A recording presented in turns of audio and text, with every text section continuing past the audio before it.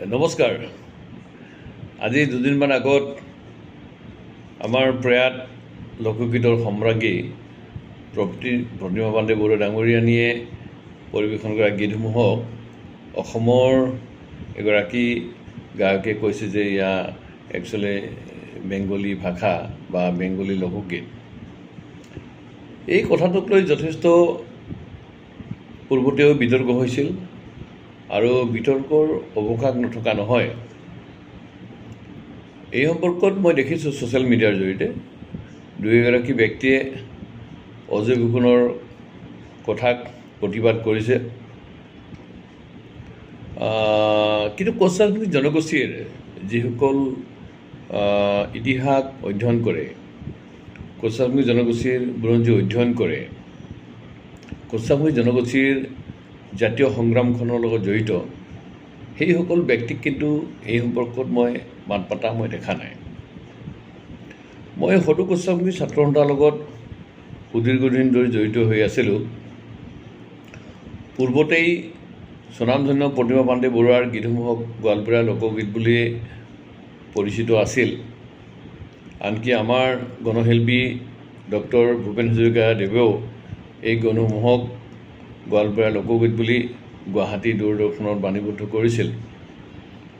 আৰু সেই সময়ত মই তাতে দেখিছিলোঁ, বিশেষকৈ আমাৰ সাংস্কৃতিক নগৰ বুলি ক'ব পাৰে নামনি অসমৰ গৌৰীপুৰত আমাৰ প্ৰতিমা পাণ্ডে বৰুৱানী ডাঙৰীয়ানীৰ কমলা সুন্দৰী হওক, 12 মাছে 13 ফুল ফুটে, এনেকুৱা ধৰণৰ গীতসমূহ দেখিছিলোঁ। যিসকল নৃত্য কৰে তেওঁলোকে বগা কাপোৰত লাল পাৰি দি, মানে সচৰাচৰ মই এইটো দেখিছোঁ যে ৰবীন্দ্ৰ সংগীত যিসকলে পৰিৱেশন কৰে সেই পোচাকটোৰ লগত আৰু আমাৰ গোৱালপৰীয়া লোকগীতৰ নৃত্য কৰা সেই নৃত্যই মানে প্ৰেয়সীসকলৰ যিটো মানে পোচাক, তেওঁলোকৰ সামঞ্জস্য আছিল।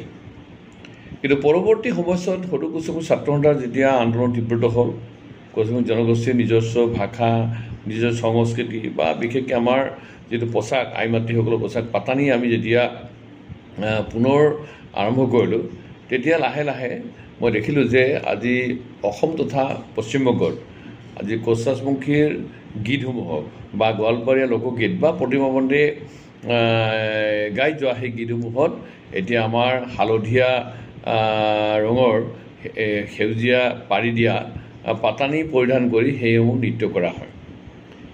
এতিয়া কথাটো হ'ল কি যে অজয় ফুকন ডাঙৰীয়াই যিখিনি কথা কৈছে সেইখিনি কথাৰ যুক্তিযুক্ততা আছেনে নাই, এতিয়া ওপৰাকৈ কথাটো কৈছে। তো এই সম্পৰ্কত মই পূৰ্বেও কৈছিলোঁ, আজিও কৈছোঁ আৰু মই জীয়াই থকালৈকে ভৱিষ্যতে ক'ম যে কোচ-ৰাজবংশী জনগোষ্ঠী এটা খেচেৰি জাতি, আৰু সেই খেচেৰি এটা জাতিক আমি যদি পুনৰ উদ্ভাৱন কৰিব লগা হয় বা আমি সাংস্কৃতিকভাৱে যদি আমি প্ৰতিষ্ঠিত হ'ব লাগে, নিশ্চয় আমাৰ ভাষা, আমাৰ সংস্কৃতিক আমি ঠিক কৰিব লাগিব।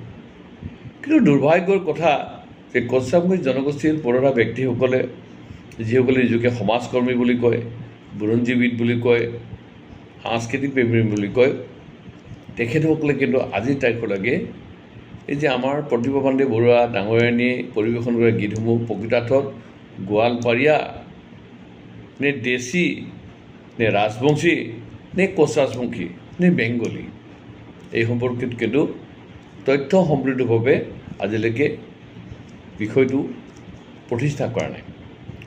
যাৰ কাৰণে আজি অসমৰ বিভিন্ন শিল্পীসকলে গীত পৰিৱেশন কৰিলে তেওঁলোকে কয় যে এইবাৰ মই এটি গোৱালপৰীয়া লোকগীত পৰিৱেশন কৰিম, এনেকৈ চলি আছে। তে এনেকৈতো এটা জাতিৰ ভাষা সংস্কৃতি চলি থাকিব নোৱাৰে। গতিকে এই ক্ষেত্ৰত কোচ-ৰাজবংশী জনগোষ্ঠীৰ যিসকল জাতীয় দল সংগঠনৰ নেতা, যিসকলে জনগোষ্ঠীটোক নেতৃত্ব দিয়া বুলি কৈ থাকে, সেইসকলে কি মতামত পোষণ কৰে আৰু এইসমূহ সঠিক সিদ্ধান্ত ল'বৰ কাৰণে কিবা আলোচনা চক্ৰ এনেকুৱা ধৰণৰ অনুষ্ঠিত কৰিব নেকি? কিন্তু মইতো দেখিছোঁ তেনেকুৱা ধৰণৰ আগ্ৰহ বৰ্তমান নেতাসকলৰ মুখতো মই দৃষ্টিগোচৰ হোৱা নাই। আৰু এনেকেই যদি এটা ভাষা, এটা জাতি পৰিচালিত হৈ থাকে, তেতিয়াহ'লে এইটো এটা খেচেৰি, এটা বেবেৰিবাগ জাতি এটা পৰিণত হ'ব।